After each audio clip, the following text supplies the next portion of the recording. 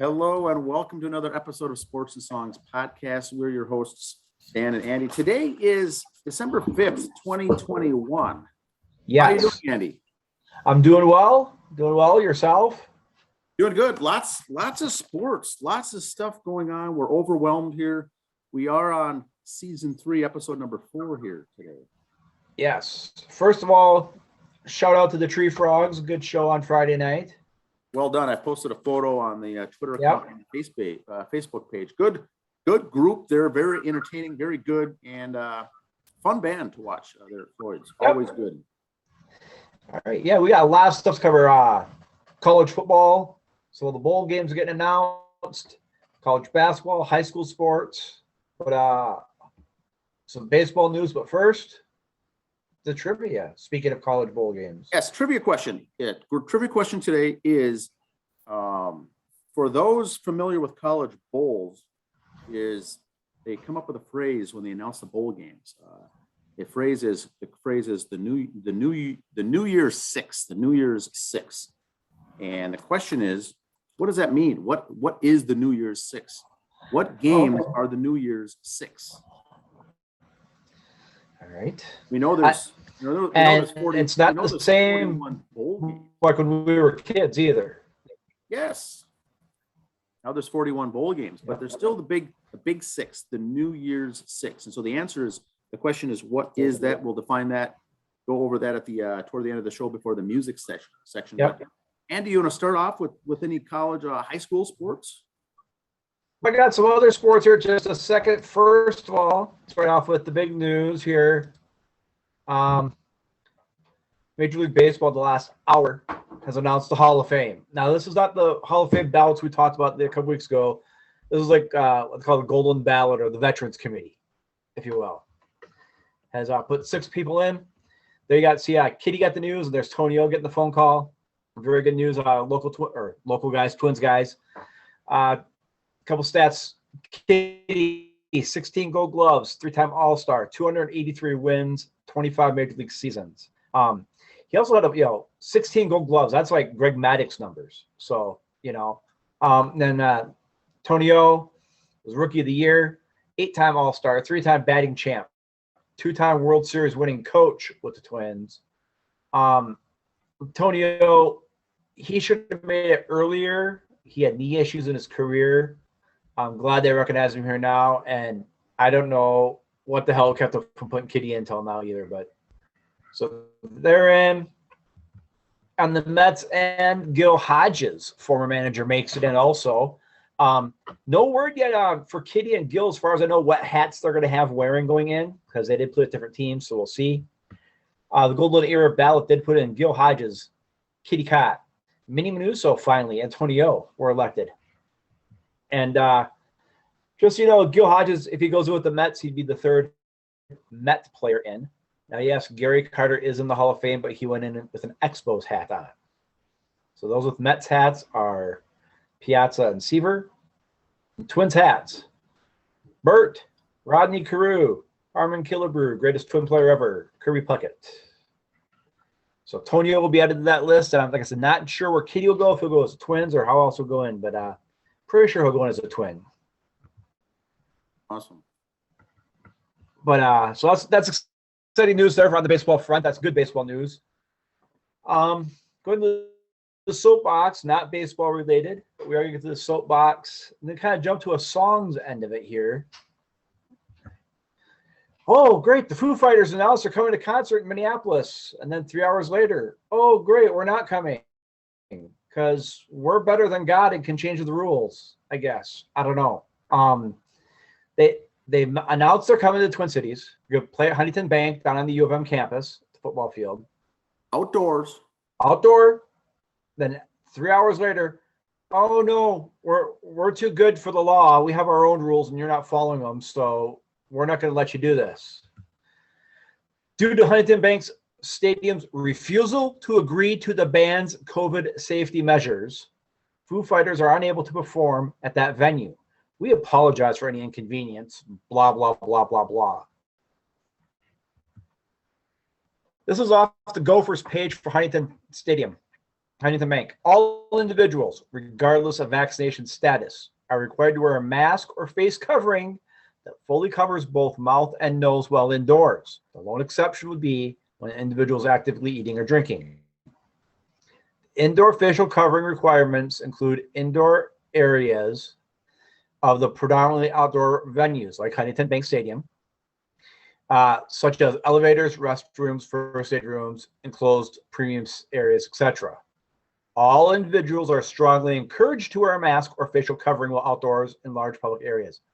I did not put that in bold. That is on the Gopher website in bold.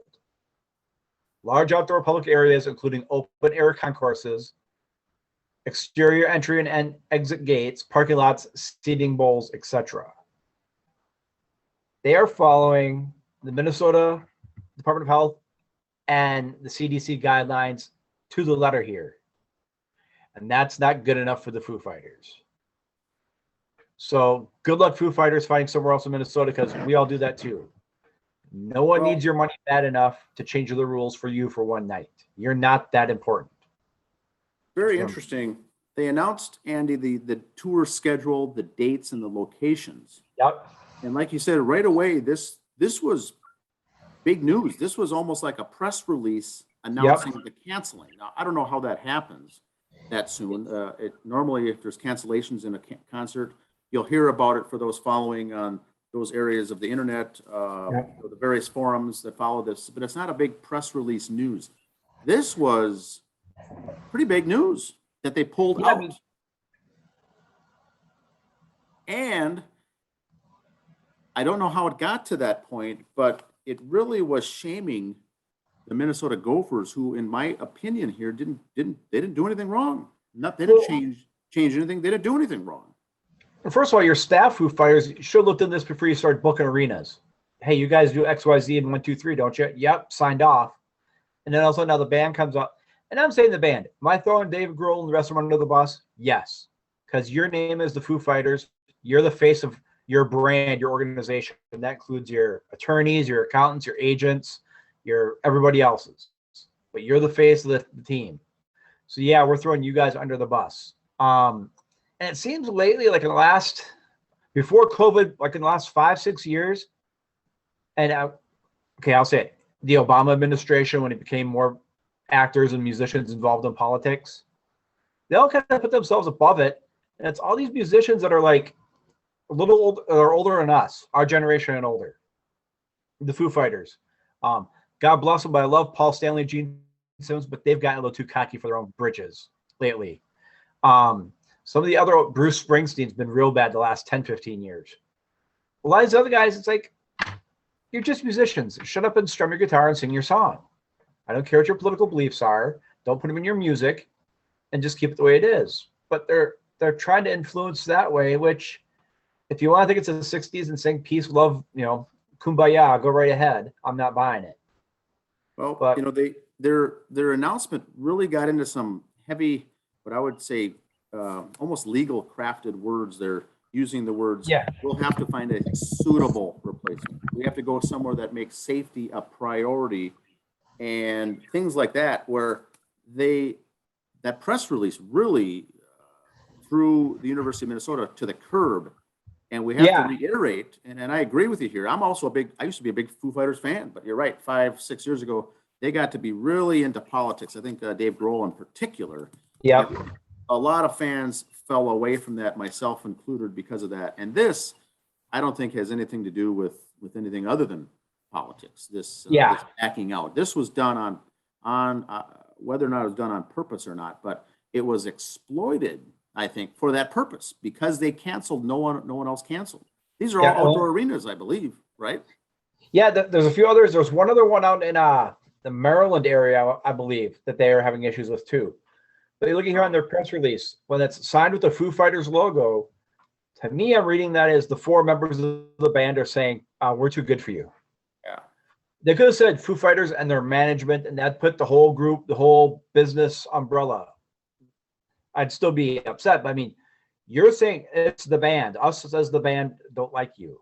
And it's placing them up here, which they're not. They're pushing U of M down here, which is not the case. You're working with an agreement to get the arena for a concert venue.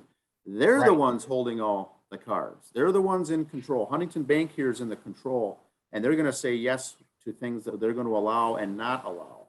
But here it's saying that they refused to agree. And that's not the case. Yep. That's not the case. They just said we didn't change our rules. It's the same for everybody, whoever comes here. If you don't want to come here, fine, go somewhere else, is all they said. And Foo Fighters took that personally, Yeah. and that's what they didn't like. And here's the last line here from the Gophers press release. Our staff is working closely with government, government and campus officials to monitor the guidelines. So it's not just them on their own thing. Yeah, it's this was done poorly done, I think. Yep. National championship, college football, some big games over the weekend. Those are all sided up. Here's how the final rankings came out. Bama 1, Michigan 2, Georgia, Cincinnati. Sorry, Notre Dame. So the top four stayed the same. They just kind of bounced around in positions. I'm okay with the way the standings are, I guess. Bama went from 3 to 1, well, because they beat the number 1 team. So that's kind of just. And I could see why they didn't put Georgia 4, because those two teams just played each other. You don't want them playing each other again right away, type of thing. Yeah, I'm guessing. Makes sense. So, but Michigan is number 2. So they will face Georgia, number 3, in the Orange Bowl on December 31st. The other game, Alabama and Cincinnati, will also be December 31st. I believe that one is in Texas, Cotton Bowl.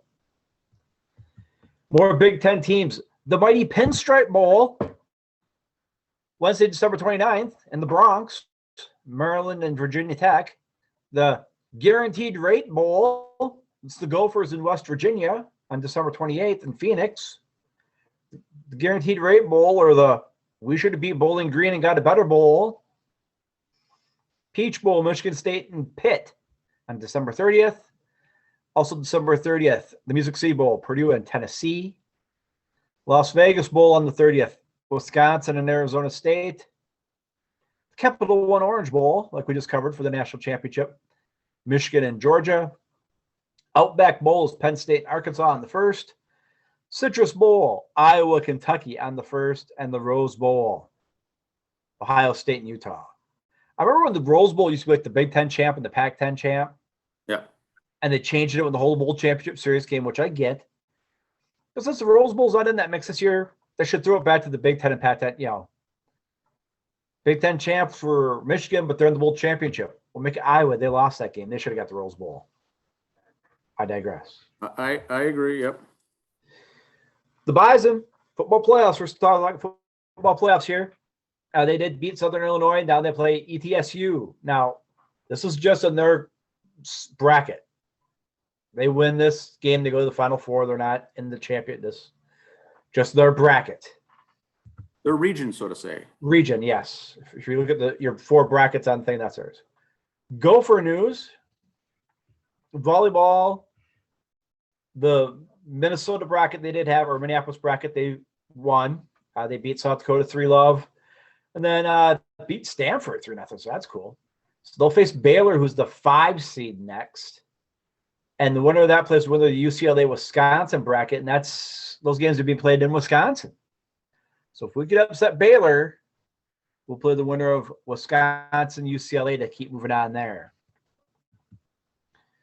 Go for hockey, the boys, men's team. Split with Michigan up at Michigan. Then they got the U.S. National Under-18 team coming up Monday, January 3rd. Then Michigan State in January.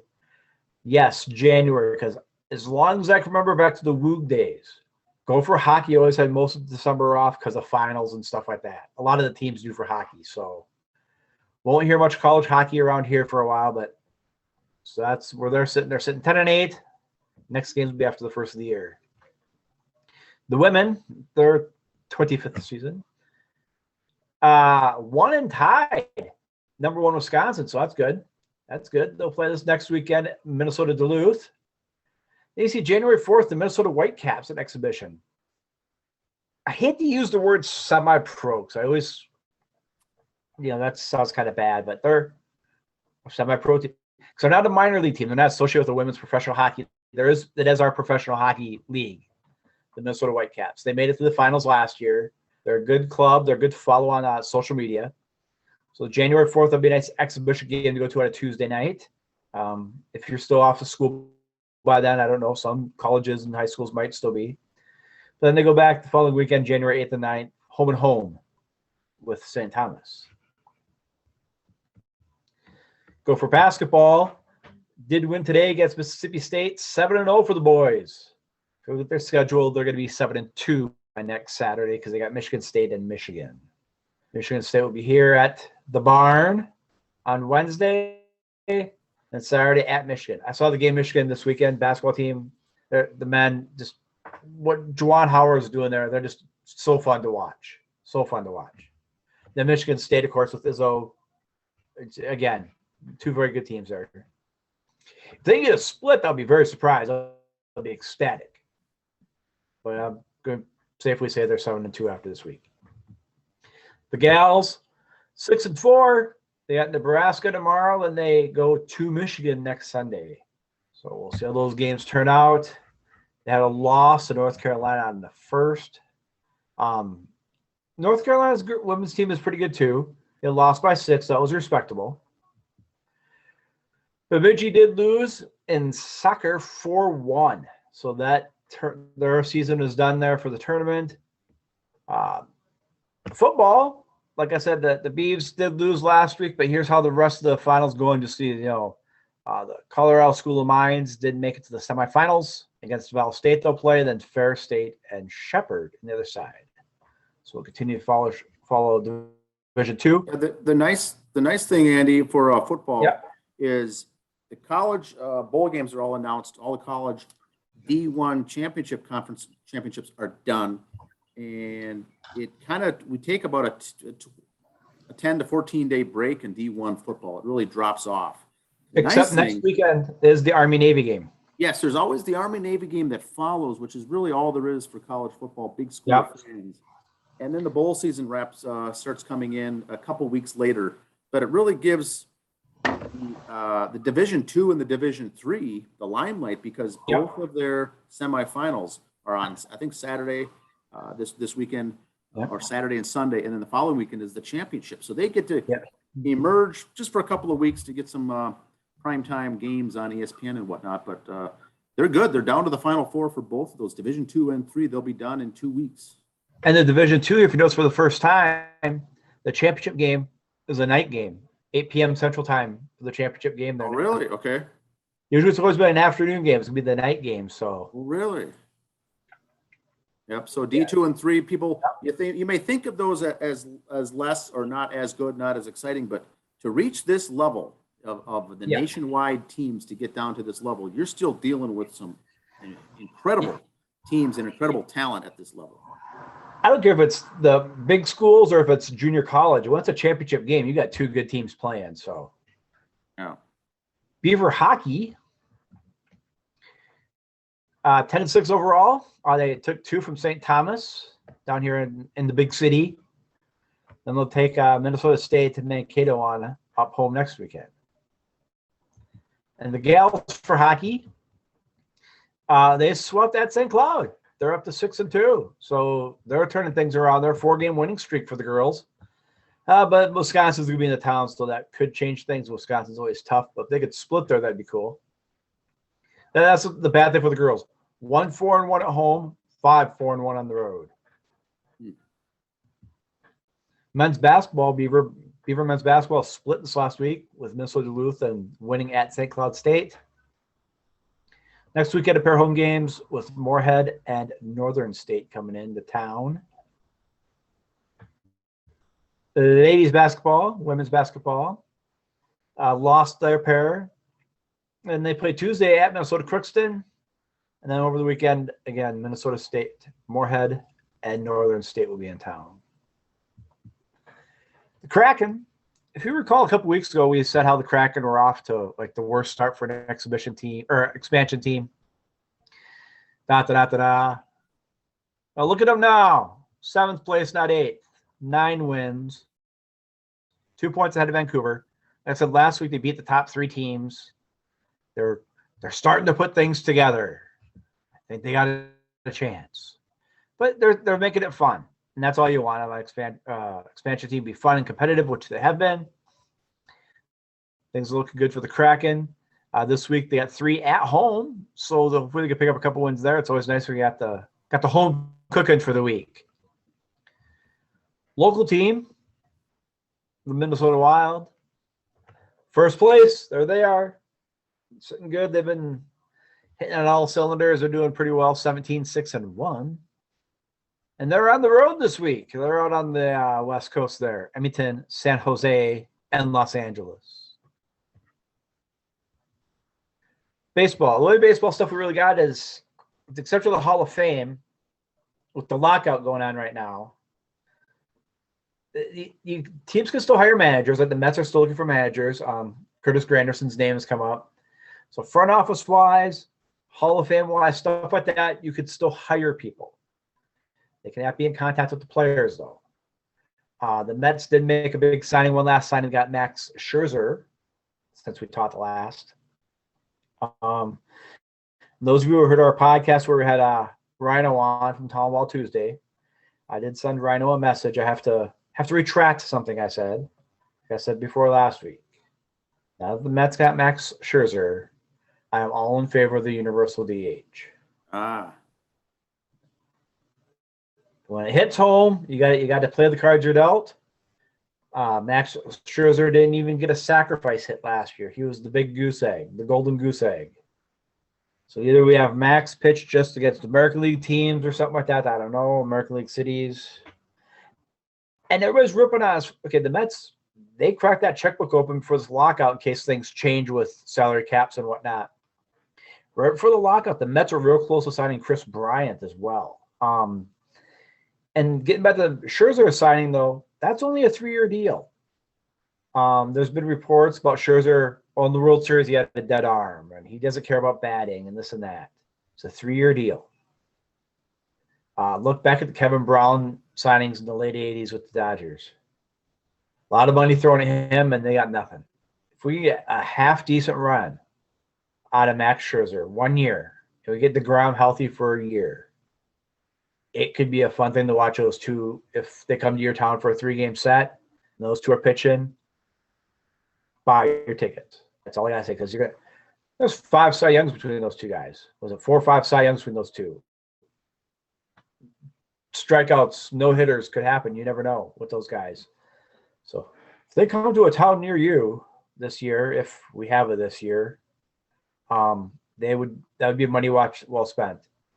You hear people say, who would you pay to watch? I'd pay to watch Jacob DeGrom. I'd pay to watch Max Scherzer because you don't know what's going to happen in that game. No hitter wise, strikeouts, just incredible pitching performance. Very excited to see that. So that's all we could, if you look at Major League Baseball site, they can't really use player likenesses. So it's really nice and heavy on Hall of Fame stuff right now on there. If you go to MLB's site, because they can't mention players or use their likeness right now. It's kind of sad. Both sides say they want to get this figured out. Well, then figure it out, because hockey went on strike about 10 years ago or so, and that killed them. They have not made it back. If we miss any baseball games, as much as it kills me to say, baseball will be about as popular as Major League Soccer is in this country, because fans will just be done with it. Albums and new releases. Going to the music part of the show.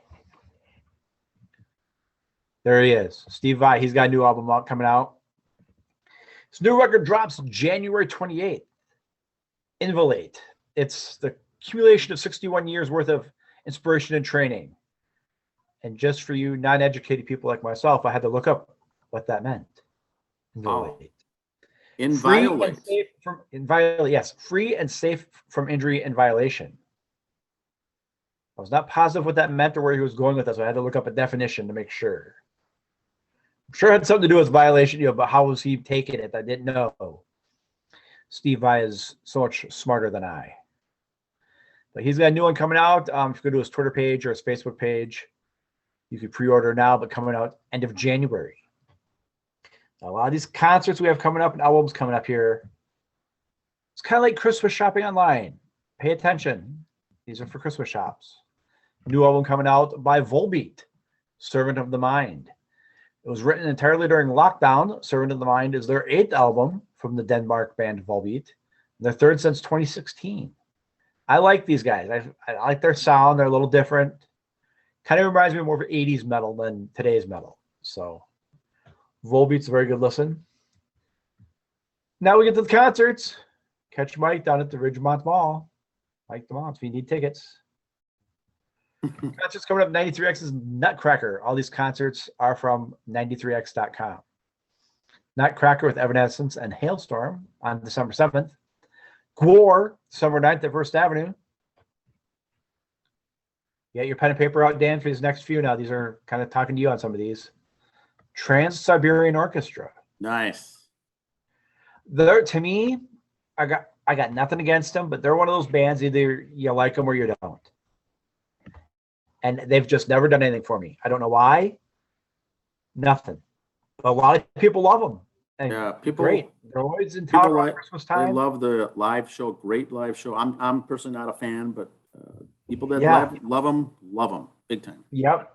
They've had some great musicians with them. They're fine musicians. It's just I think maybe it's the whole light show part just is too much for me. I don't know. 93 experts, Ghost and Volbeat, February 5th at Target Center. Again, we've mentioned before the evening with Bruce Dickinson at Pantages Theater. Tool, March 13th, Target Center. There you go, Dan. March 24th, Really? Palestine, Jericho. March All I know is- 24th. Yeah, March 24th. That I will try to get to. Now, where's the Palace? Is it the Palace Fitzgerald Theater. Theater? I believe so, yes. So if you want to let Coach Mike and the missus know what to get Dan for Christmas, if you're closed circuit to Coach Mike and favorite auntie, number one That is- son. That is awesome to see. That would be some very good stuff. That would His- be a good concert right there. My album review for him is going to be a couple weeks out. I'm going to listen to it, get it, do a full review on that because I'm Yes. looking forward to that. But that will tie in nicely with the concert there at the end of March. That's Maybe that's even wait till the concert and you can kind of double dip. Concert review and album review. be maybe a little live streaming from the show. Yes. But that's what I got. Didn't touch high school sports too much. We went heavy on the college. High school hockey and basketball started, boys and girls. A lot of the rankings aren't out yet. Some of the rankings I saw even a few minutes for the show were still from last week. Some haven't posted yet because they're not up there. And that's the thing I like about high school and college, basketball and hockey, basketball especially because of games during the week. You can be number one on Sunday, but you're going to play twice during the week and you could lose and now you're number 5. So it's really hard to update the rankings on a show like this where we're on once a week. So we might not do a lot of the seedings and rankings for basketball because they change so much. We'll have it on the social media sites. We may not mention it here too much because it's such a moving target. We'll talk about the scores of the games, don't get me wrong. But as far as the rankings go, because it's hard to be number 1 for 3 weeks in a row in college basketball. So So it's the hockey kicks off into high gear. It's the basketball. It's the wrestling. It's lots going on here this time of year. It really gets wild. And it's fast paced. There's multiple games a week. We're not depending on the weather. Nothing with outdoor concerns. Maybe if anything, there's limitations on umps and referees and umpires and things like that. But it gets moving quick this time of year. Yes, they're fun to watch. Boys and girls, hockey, basketball, wrestling. They're all fun to go out, have a nice time, see your friends in the community again, because it's been a couple of years since we've done that. So, but enough about me. Trivia answer, sir. We touched on bowl games there earlier. We're in bowl season now. The announcements came out today. They list out all of the bowl games, but the question is when they refer on the news on the sports channels, what is the New Year's Six? The New Year's Six. And so I did some research on this today, just for the show to get this out there. Here is the New Year's Six. and it's confusing to some extent. Now we know that the names are all old school names going left to right. We got Cotton Bowl, Orange Bowl here on the screen, the Fiesta Bowl, Peach Bowl, Rose Bowl, Sugar Bowl.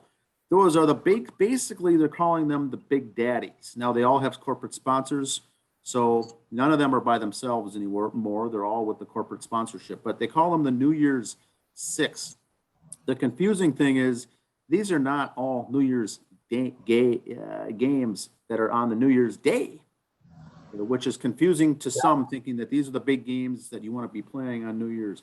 Some games of these, some years is the way they rotate them, could be the 20th, the 29th, the 30th, the 31st, what have you, or the 1st. But they rotate around enough now with this bowl championship playoff series, and that started in the 2014 season. They started all that. And then starting with 2015, there's a national championship game. So there's these playoff games. There's 2 semifinals, and that rotates as well. But once they do the final rankings like they did today, and then the bowl championship series puts out their top 4 and pits those, then these games here get next dibs on who they're going to invite, who's going to be included to play in their bowl games. The rest of the bowls can't pick who they want to have or who they're going to get until these get done and out of the way. So that's why they're the big 6. They're the New Year's 6. And those 6, the 2 semifinal games are always going to be 2 of those 6 games. Yep. And the championship And that kind of rotates around also. Yeah.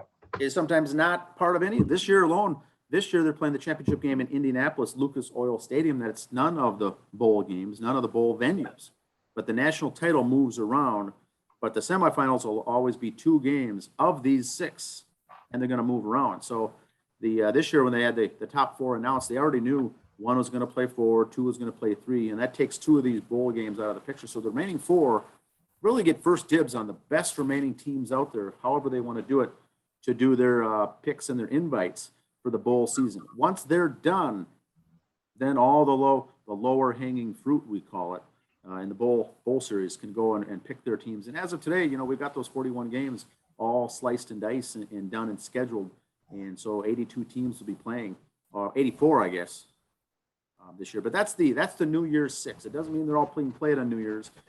There's more games than these, but these are the big dogs, the heavy hitters in when you're talking putting on your cap of college bowl season. Yep. And the NCAA championship game is not part of that. That's a whole different animal right there too. And so there was, there's also confusion a little bit, and I might dive into this on another episode, but we have all those conference championship games, 2 on Friday night, all the rest, 9 of them on Saturday that take place to see who's the champion of the conference of the conference. But that has no bearing on where they go in the playoffs or postseason or whatever. To some extent it does, but you're still going to take the top 4 in the playoffs. And then after that, it's more bragging rights, and also if you win that, you're going to go to a higher bowl game, the New Year's 6 perhaps. Yep. But there is really a playoff format that includes what they're thinking of doing, which one option would be to go to a 12-team playoff format, which means all 11 conference championships get an automatic berth. And then best team, you get 12, or you have the top 11 champions, and then there's really 11 conferences essentially that have these tournament championship final games. But it really doesn't have any bearings for the bowl and whatnot, other than you want to try to win to move up, and if you lose, you move down. But you get the nice trophy to stick in your trophy case. But now you see a lot of these same teams now playing in these bowl games coming up. But the later, the better. You want to be playing the later games. The mid-December games, that's your lower. The Gophers are playing a 6-6 team, but they're 8-4. So that turned out to be a lower kind of an end game, a lower game as well, not as prestigious, I should say. And Gopher fans always travel well, so that's why they threw us on Arizona, because they know people will go down there. But and we got invited to the Outback Bowl and won that against Auburn. Was it a couple years ago? Yeah. So we may have been in the mix to get that, but these towns also want to mix up and bring different teams in. So they may have said, you know what, we'll bring Iowa, Minnesota can go somewhere else, so they try to mix it up. So you're not going to the same cities all the time. It's a fun event for these tailgating. There used to be a formula. There used to be a formula, years ago. Big Ten champ, Pac-10 champ. And if you look down, some of them were like, hey, the third place team from this conference and the fourth place team from that conference played in this bowl game. And they took a point and try to hold that true. But like you said, if the Gophers are fourth place every year, you don't want them going to the Music City Bowl every year. You got to mix it up a little bit. Correct. So that'll be fun. All of those are announced. There's no more surprises anymore. Now all the armchair quarterbacks can come out and talk about their things. Should Cincinnati, undefeated, why aren't they the number one team in the country? That's a valid argument. There's no undefeated team in football except for Cincinnati. Now they're not part of the Power Five, and so they get fourth place. But for those who think they're the national champions or should be up there as the best team in football, it's interesting because as the 4 seed, you are going to play the number one team in the country in that semifinal game. So that's really your championship game, essentially. And here's where it kills the independence. Notre Dame didn't play last weekend. They had to rely on everybody else to make sure they can get in there. And they ended up being fifth. They just missed. Yep. If they would have had a conference to be in and get a conference championship or had a game against a decent opponent, could that have helped them that last weekend? Because a lot of these committees, like basketball too, and they do their thing. What have you done for me lately? Yep. Well, Notre Dame wasn't on their radar that last weekend. They didn't play. Oh, that's right. We got Notre Dame. What do we do with that? So it's kind of hard for them to show their muscle that last week. They didn't play. It's interesting because all these years there was no playoff. There was no brackets. And so all there was bowl games. And there's these, you've got the Power 5 conferences. Well, They agree to have the brackets and play, but only allow 4 teams. So every single year, you're going to have 1 team, potentially 2, left out of not playing at all and winning. This year, now you get 2. Two SEC teams in there. And I get 2 from 1 conference going in. So does that impact the spirit of what they meant when they went to create all this? Is that really what they intended to do? Or was it just the top best teams wherever they were? Then Cincinnati would be in. Who knows? Just imagine if Iowa would beat Michigan for the Big Ten title. So then it would really wreak some havoc. But Cincinnati's in, first time ever, and on Power 5 has been in this. Yep. And that'll be fun to watch, those guys. But boy, you're getting up to some big ball games here with Georgia, Alabama, teams that could possibly beat some NFL teams out there right now. That's how good these guys are. Now the Vikings, we didn't bring it up. The Vikings lost today to the Lions. Maybe that's why you didn't bring it up, Andy. Big week for Michigan. It's embarrassing. Yes. The Lions win. Jim Kaat's Michigan. He goes in the Hall of Fame. Sure. Not a big NFL guy. Never been a Viking fan. But you know what? I'll give it this. The Vikings, this is what, the 11th game where it was 1 score decided the game. Yes, the sixth where it was on the final play. So they've been fun, exciting games to watch. Oh, yes. So I'll give you that. They've been great games to watch, exciting to watch. The reason I didn't watch it, to tell you the truth, is I don't have anyone from Detroit on my fantasy football team. I have no one from Minnesota on my fantasy football team. Didn't care. It's all about Andy during football season.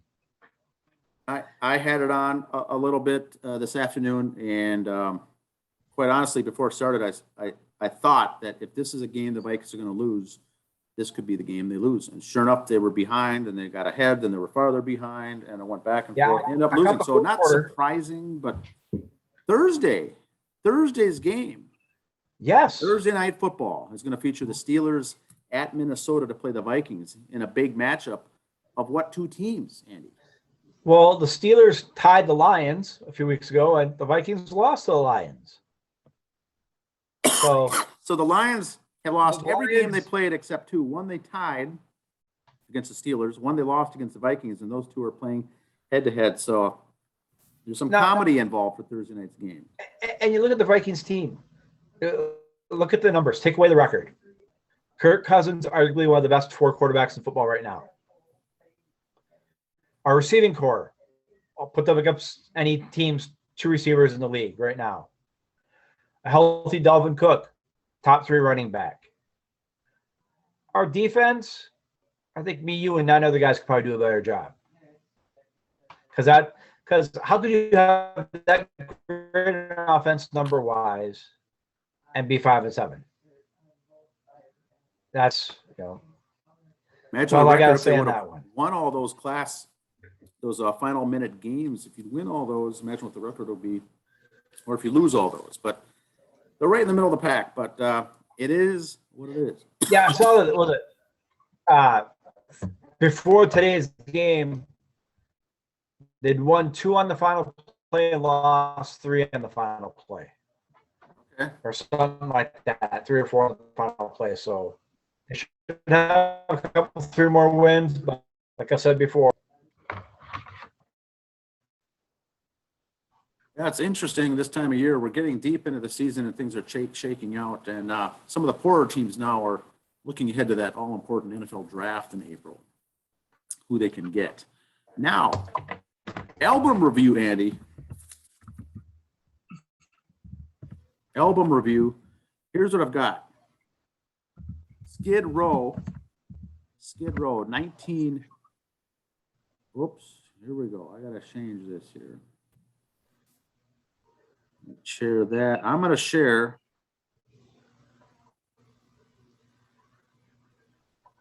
my image. Oh, hey, intern Johnny. I found out. I closed it. Here we go. I got to bring it up again here. Intern Johnny, what the hell? Problem with the interns here. Yeah. Hard to get good help. Anyone looking for a job as a free intern, please message us. So we've got album review today. I don't know where you kids are, but got a lot of wind out here today. Cold snap here for us in the frozen tundra. There we go. Skid Row's debut album by the American heavy metal band Skid Row, released January 24th, 1989. After being noticed by manager Doc McGee, Skid Row signed with Atlantic and began recording its debut album. The album was recorded in Lake Geneva, Wisconsin. Now, for those who aren't familiar, there's a studio there that they recorded at called Royal Recorders. It's at the back end of a motel. The band stayed at the motel, recorded in the back end of the studio in Lake Geneva back there in 88, I should say. And they had to stay clean. They all had to stay sober. They recorded this entire album without having to leave the motel.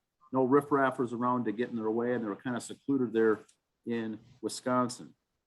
The band promoted mainly they were an opening act on tours by Bon Jovi and Aerosmith during 1989 to 1990. That's where these guys became so popular, is that they were able to jump on the coattails of these 2 big mega shows going on at the time, Aerosmith and Bon Jovi. This album went 5 times platinum. Now, here's the songs, and then we'll get into some of the band members. It gets kind of comical here, band members. Here's the track listing. Big Guns, song 1. Song 2 is Sweet Little Sister. Very good song. Song 3, Can't Stand the Heartache. Song 4, Piece of Me. Song 5 is 18 in Life. Song 6 is Rattlesnake Shake. Song 7 is Youth Gone Wild. That song was their first one they released out there to the public. So that was where they got their opening. There was heavy rotation on MTV also with the music video. Song 8 is Here I Am. Song 9, Making a Mess. Song 10, I Remember You. And song 11 is Midnight/Tornado. Boy, the end of that song, the outro to Tornado, had some good music there. But the song I Remember You was a ballad. Power ballad, yep. A power ballad that went on to become the #1 song in 1990 for proms across the U.S. The #1 prom song requested in 1990 was Skid Row's I Remember You.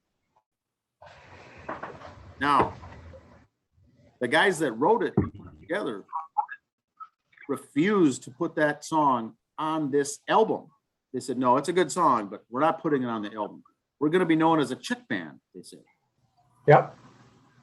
And the rest of the guys in the band and the manager says, we got to put this song on there, that power ballad. And boy, that music video for that went huge. The song 18 in Life won on heavy rotation on MTV with the music video.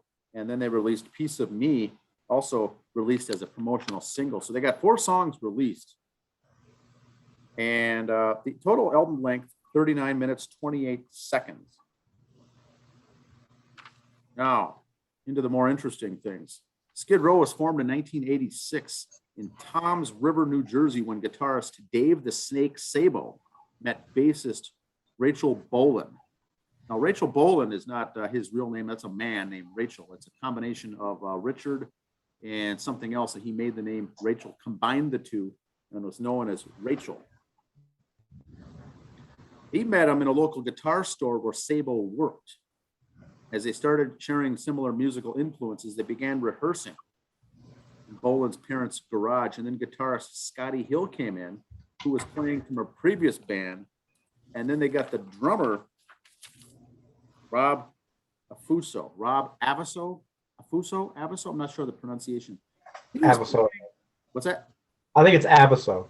So Abuso was playing as the drummer for a Rush cover band, a tribute band for Rush is where they got him from. And then they had a lead vocalist named Matt Fallon. They got together, started doing some recording, started playing shows, and it was Doc McGee who took notice of them and says, you know what, you got to get rid of that lead singer. He doesn't have that much. You guys are all full of drive and full of energy. Lead vocalist did not. They said you need a new lead vocalist, which turned out to be Sebastian Bach. They get him in the mix, and then they take off. Guess who recommended Sebastian Bach, Andy? Well, Doc McGee had a ton of bands at the time, so it had to be. It was John Bon Jovi's parents who said, you know what, I'd get Sebastian Bach if I were you. Remember, these New Jersey guys are all together. John Bon Jovi. Yep. John Bon Jovi was very close friends with Dave the Snake. And they said, we are going to make music our career. And whoever makes it big first, the other person has got to promise to help out the other band. Well, Bon Jovi makes it big. Skid Row comes in a little later. Dave Sabo says, hey, you got to help me out here. And John Bon Jovi books them on their opening acts, and they work pretty close together to help get them some business. But Doc McGee was there. They get Sebastian Bach into the mix. But Dave the Snake Sabo, really the instrumental part of this whole band from the very beginning. Now, Sabo, we'll tie this into sports and songs, Andy, was a very good athlete in high school. In fact, was being scouted possibly by professional baseball scouts on his high school team. It only took for him to attend one Kiss concert live to say, I'm not going to play baseball anymore. I'm done. Forget sports. He's hanging up the cleats. He says, I've got to go into rock music. It took a Kiss concert back in the day in high school for him to turn down playing professional baseball in the future and playing hard rock music.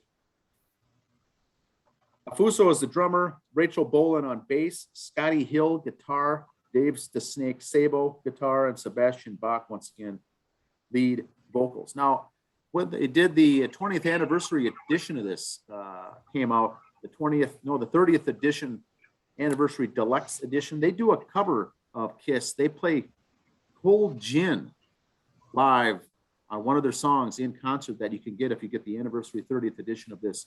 Once again, Cold Gin song by Ace Frehley. But they had such a big Kiss connection that really helped them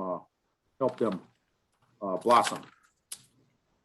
Now, back when they first released this album, they had limited reviews because some say you were too similar to the other bands out at the time, which were Warrant and Great White were coming out at the time.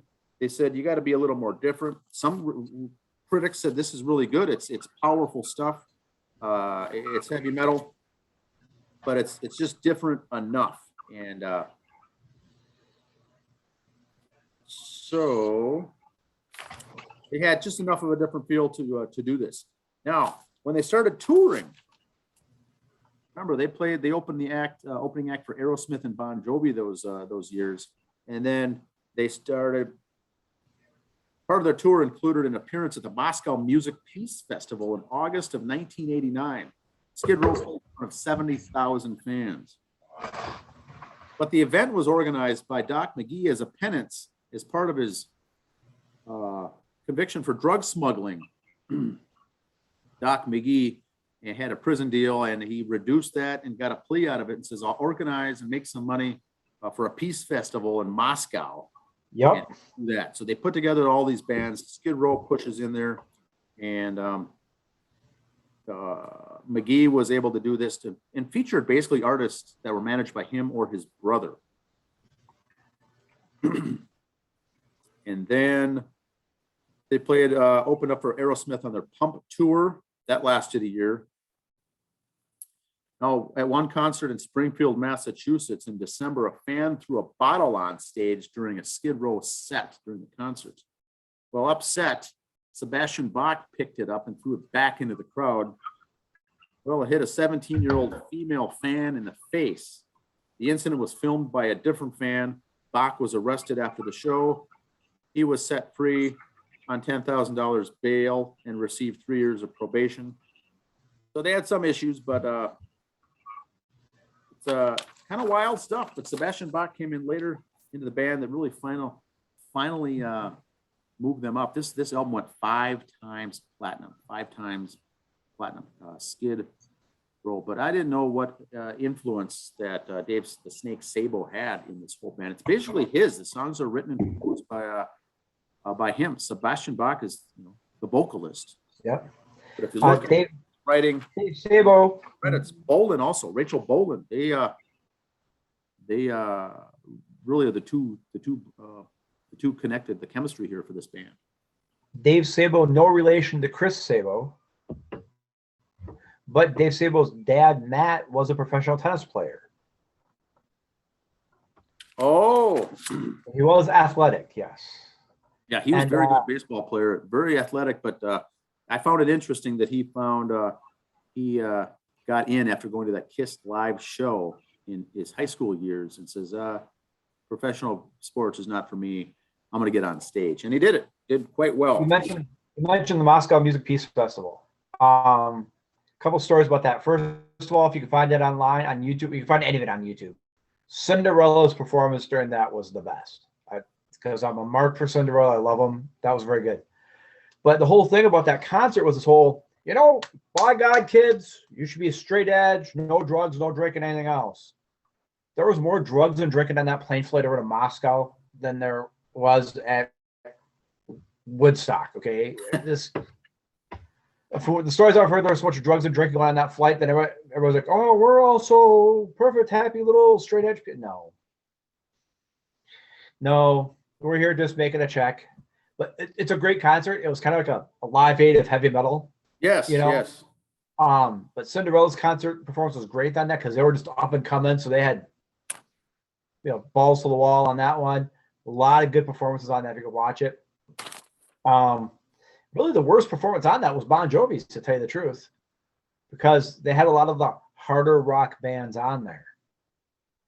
So I believe Scorpions were there. They did a great job, The last thing I was going to mention here is they had really the critical and commercial success of Skid Row made the band a regular feature in rock magazines back in the day, such as Hit Parader, Circus, and Metal Edge.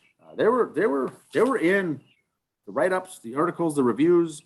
They were out there, and I think I was a big Circus magazine guy. Connection with these guys. I was a big Circus magazine guy in high school and junior high. Yes. You mentioned the first album.